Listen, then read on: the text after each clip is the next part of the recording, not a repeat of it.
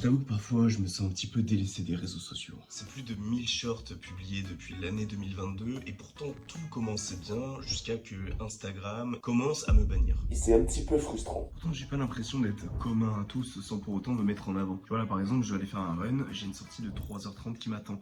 La semaine prochaine, j'ai une sortie de 13h qui m'attend.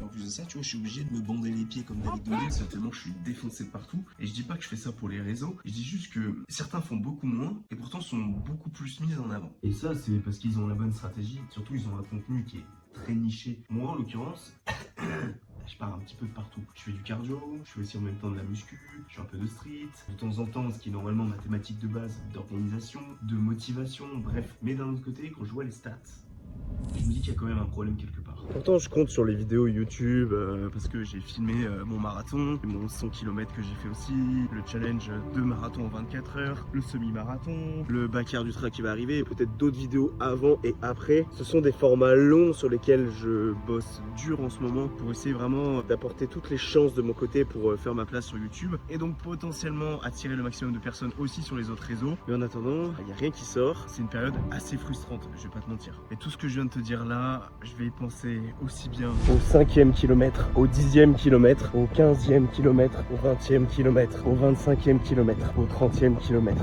au 32e kilomètre.